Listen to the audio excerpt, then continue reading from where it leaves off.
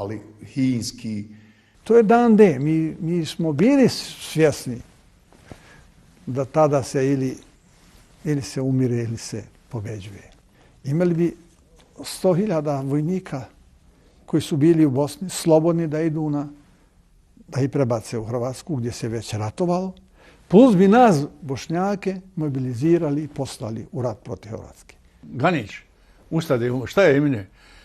Oni svi ovako, rekao, ja sam naredio da se opkoli Kukanjac. Ja sam opkolio i evo vam kažem, mi smo poručili njima u kasarni da ne damo njima iz kasarne dok Alija ne dođe u predsjedništvo. Ganićka je svaka ti čast. Razmjena predsjednika Izetbegovića za generala Milutina Kukanjca, komandanta druge vojne oblasti, dogovorena je za 3. maj 1992.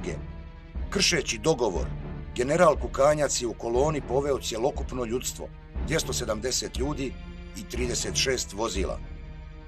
U Sarajevskoj Dobrovoljačkoj ulici došlo je do incidenta između branilaca grada i vojne kolone, gdje je u obostranoj razmjeni vatre poginulo 6 pripadnika vojske Jugoslavije.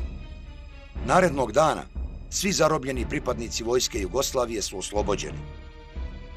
Po Interpolovoj potjernici Srbije u Londonu je 2010. uhapšen dr. Ejub Ganić, ratni član predsjedništva Republike Bosne i Hercegovine, pod optužbom da je kriv za navodni zločin u Dobrovoljačkoj. Akademik Ganić 27. jula 2010. godine je oslobođen. Tokom londonskog sudskog progona, akademik Ganić i njegova odbrana donijeli su u Bosnu dokument neprocjenjive vrijednosti, koji su potpisali tužilac za ratne zločine Srbije Vladimir Vukčević i ministrica pravde Srbije Snežana Malović.